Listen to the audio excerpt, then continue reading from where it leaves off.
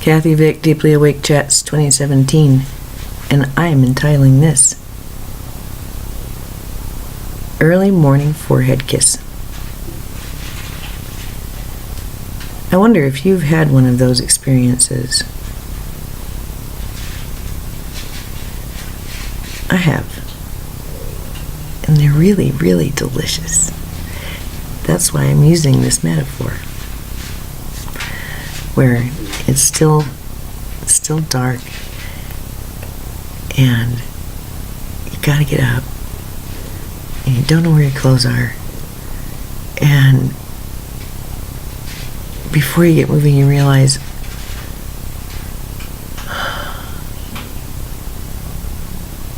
I'm different.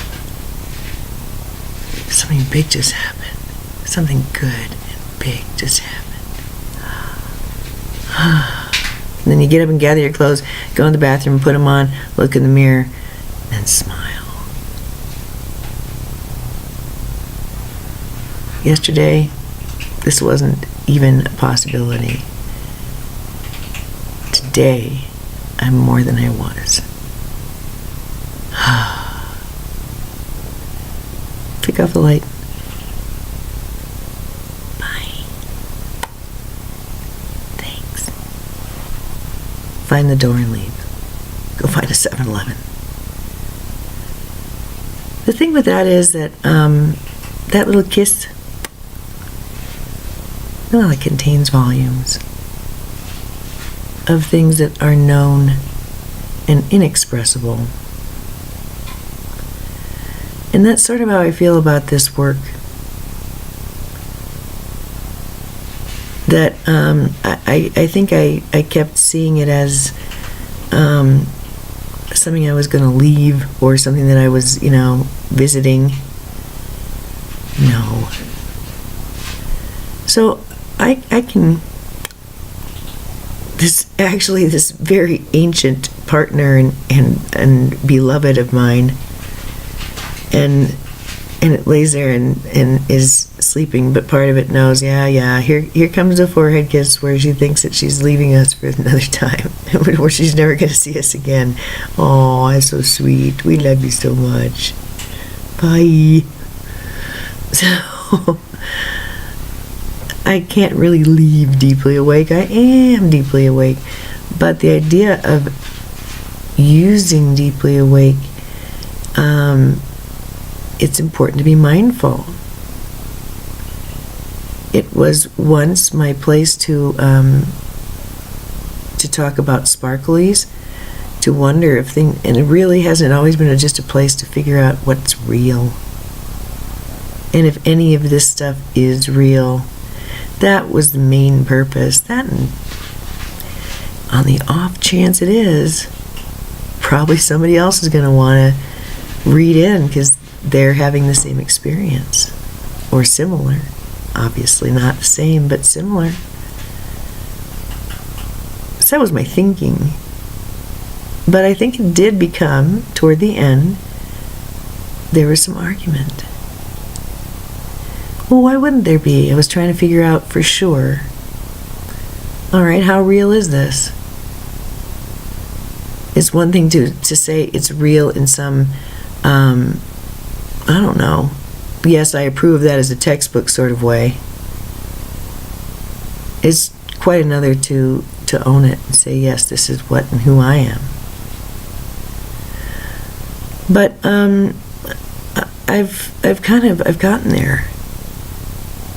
And I was led through some downloads this morning, starting about 3, and they were physical, and they were beautiful, and they were very helpful. Then I went back to sleep, and I woke up with words and celebration and determination without fear, because it was the fear I was working on, and it was this fear of doing it wrong in the physical. And I realized I've been having the same fear with the Deeply Awake. I don't want to do this wrong. You heard it in a very recent recording. I just didn't want to get it wrong. And I felt this pressure to to keep going and going and going, regardless of what anybody said. And, you know, like I said, I've had detractors and people who've been mean about it. Yeah, I don't know why. I'm doing something in my own home, and it doesn't hurt anybody, and it's free, but yeah, that's enough to really get people going. That's the kind of level of resistance that has been in this reality for me. And I can see that that's been very helpful, because what do you need when you're having a hero's journey but foils? But, you know, the journey's complete. Yodel hee ho, you know. I can actually yodel from the side of the mountain now anytime I want. I have my own footpath. The path is well worn. Sure, there are some caves I haven't explored yet. Can't hardly wait. But this is something that I know well. And I don't have to argue about it anymore. And I don't have to hold it as a form of distinction for myself anymore. And I don't really have to pick it apart. But that means that there's belief cemented. There's knowing and there's belief. And I guess it's not ready till it's ready. It's not pudding till it's pudding. And so what I realized today is that I literally now it's up to me. I can keep this going as long as I want, because what I saw was there will always be an engine. I can always have that if I want. I can always use what's in front of me as a way to parse things and discuss things. But what I'm seeing is I'm going to be listening to sandstorms to finish my morning, because I was shown a sandstorm today. And I was reminded of how it felt once the sandstorm had cleared and I opened my eyes. And how absolutely wonderful everything was. And how blessed, I didn't know I was, how blessed I truly, literally was. It wasn't someone saying, hey, how are you? And you saying, I'm blessed. Not that. It's eating and drinking and sleeping and living your blessings. That was that vision. And it was so much better than it could have been. And I knew that it had to have been done by angels. It had to have been done by God. And yet they kept saying, no, there's nothing around here that doesn't come from the goodness of you and from the goodness of others. In your reality, this is from you. No, it's not possible.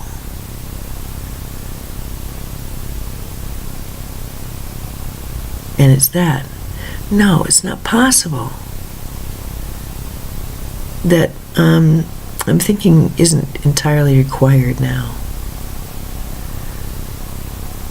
Because this is true and real for me.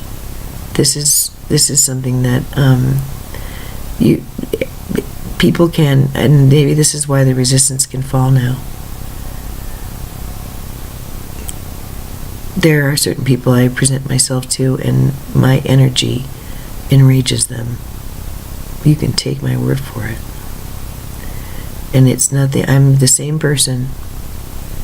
It's a quantum reality, and it is past time to take on another person's discomfort or irrationality as something I'm responsible for. That ends. And when it comes to recognition and love, well, that is something that's from entanglement, and that's from heart energies. Unless the energy is being run in the three-dimensional way, where people are running it through each other, and there's a way of not doing that. There are mechanisms to remind me to run my energy straight and pure. So I just don't have the desire to question the reality of my soul anymore. Neither do I really want to litigate the validity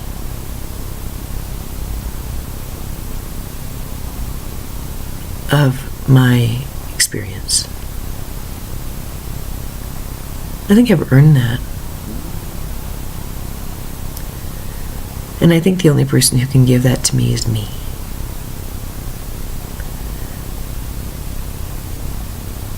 What happens if I walk around happy? What happens if I walk around full? What happens if the only thing I have in my eyes and my throat and my heart and my body is satisfaction? What happens then? Well, I'd imagine that everything changes, doesn't it? Where do the petty arguments go? Where does the angst go? Where does the chest beating go? Where does that sick,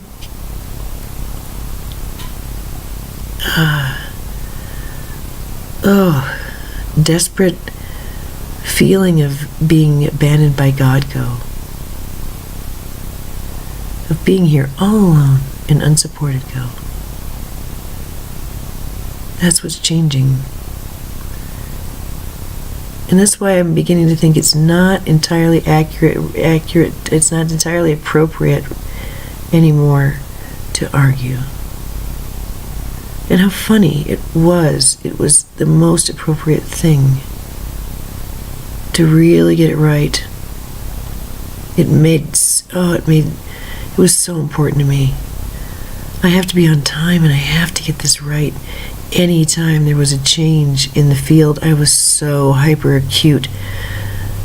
Things had gotten so dark toward the end of that time, and when 2011 came, 2012, any change was so obvious. And it was like in Technicolor, because all I had around me was a black screen. I had to write about it because I couldn't talk about it. So that's good. But now, it's not a black screen anymore. The sky isn't inky midnight anymore. It's like that dream I had where after the speaker went off in the clouds and went wah, the sky filled. It went from gunmetal gray to being really blinding white, and literally wall to wall spaceships. I couldn't figure out how it was that they were not bumping into each other and falling out of the sky. It was white. So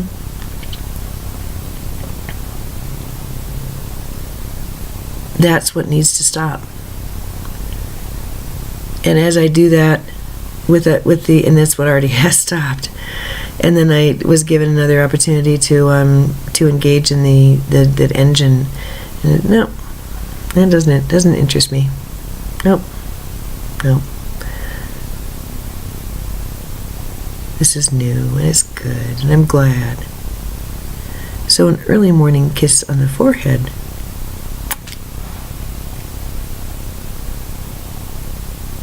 It may have been after the very first night of vulnerability and exploration and discovery and mutual strength. Maybe it's been after a lifetime of shared moments, of shared conflict, of shared love. of mutual purpose. Who knows? I think that who and what, I have always tricked myself into thinking I'm never going to see again this bigger portion of myself. Well, then who's abandoning who? Oh, well, it's not possible for me to stay. And then I go out to the outside world and feel cold and scared and shivery.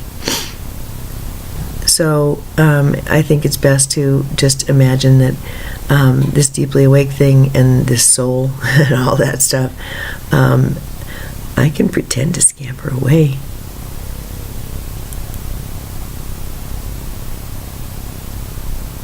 It'll let me. Or I can wake it up and say, hey, I gotta get ready to leave.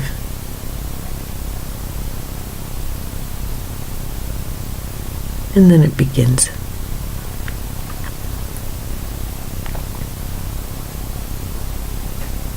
Interesting.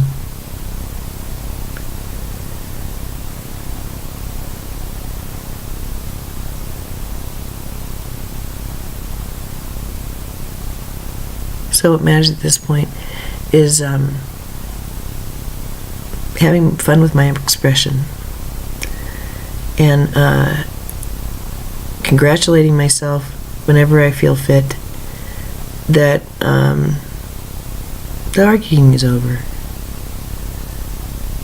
I feel complete in my knowledge to this point. And when I need more knowledge, I don't need to have this engine where I feel like I'm being squeezed and I feel like my reality is being blown apart. It doesn't have to be that way anymore. There's enough of me now because I recognize that the head that I'm kissing in the morning is mine. So yeah, now it's all right. How am I going to react to? How am I going to really commit to physical reality if it scares the shit out of me? And if I make efforts and I just fall flat all the time, no, that doesn't sound like much fun. It's not like that anymore. That's what I was given from 3 o'clock forward, was an explanation of just basically the perfectionism and the mechanism. And so they'll work with me on that. It's no big deal. But so it's of course it's a little bit silly to say I'm going to not come as deeply awake. Of course I will. But I do have those other endeavors to do, which I had thought they hadn't come to me for about a week, and then I realized a couple days ago that I want to do that, and I felt so much lighter and excited and happy again. So I know that that's something that's worth pursuing. So I'm looking up a little bit, as admonished. Look up, and it helps. So I used my perfectionism well to get to the place where I can deem myself comfortable with this information and competent with it, and I trust myself. And so there is no more need to argue with myself. And further, it kind of takes away any need to feel ashamed or guilty or, I don't know, insecure about it. So we move from vigilance, dedication, devotion, research, such meticulousness, to almost a fussiness, almost an obsessiveness, to something new.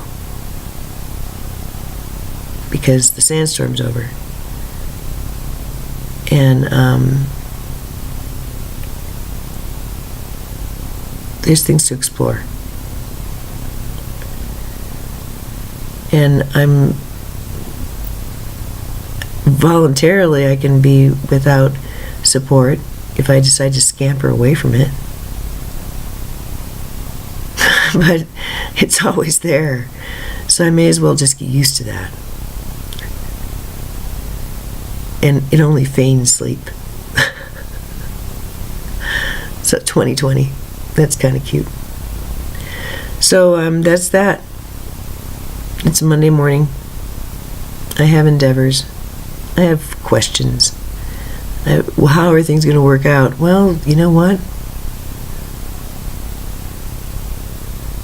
Let's just wait and see, shall we? Just take a deep breath.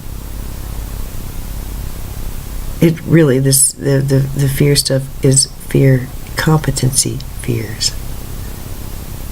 And survival fears, that's it.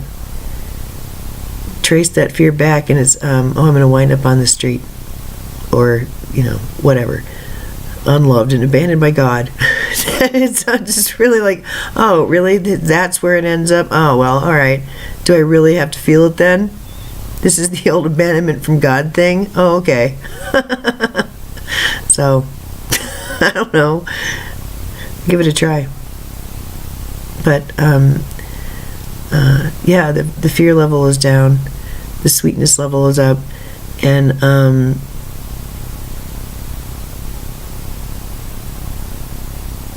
and it's really, really hard to worry. Thank God. So, that's all I have to say. I just wanted to let you know that I really am very appreciative of all of the meticulousness and the step by step by step by step pushing myself. And yeah, I didn't become a non-obsessive overnight, but to what end? Fueled by what emotions? And what's the final result? Is there peace? Is there joy? Is there a sense of of strength, of self-confidence? If there isn't, why am I engaging in that pursuit? That's silly. All of that's voluntary.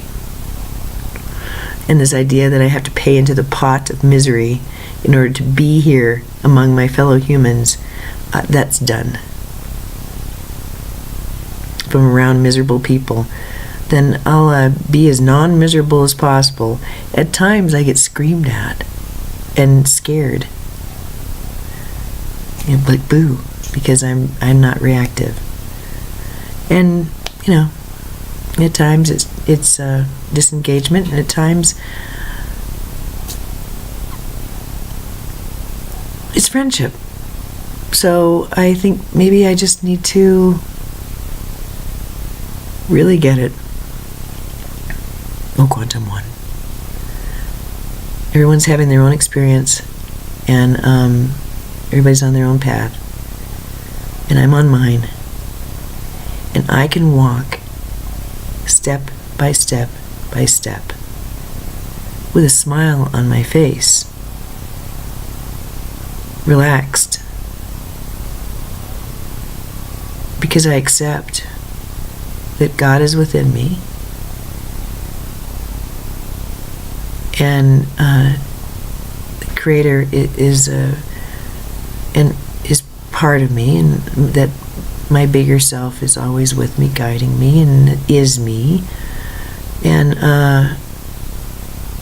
this is just a matter of enjoying the ride and being led and coming to a different state, one that is peaceful and more coherent, that brings together all of these stories and shines. I'm getting there.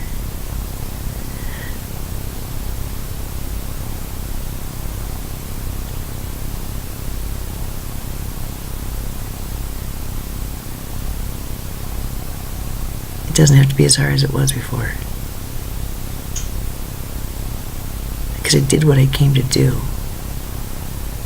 And now I get to live that out. I know that's not true of everyone. But I know those words need to be spoken to me, for me, now. Now I get to just experience and express it and relax into it and be it. That's the next part. The time for arguing with it, distrusting it, disbelieving it, is over. And there may be a little bit of wobble, but I don't see why there should be. Just an expression and in return. But that is always the part that I have to work at, because I don't really get. I have to kind of work at it. We'll get there.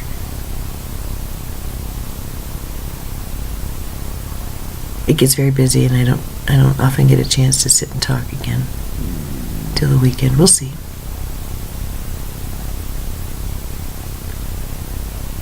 But I like the idea that I'm not going out there this time to solve a problem, to crack a koan with thank you, with with sort of an overwhelming pushing urge or need to synthesize or understand or put together or experience. It's just, oh yeah, I did that already. And that, wow, I kind of like that. So when it comes to these bigger things, it's important, I think, to document it. And now I believe the sun's coming up. Lordy, Lordy. Here we go again. Namaste.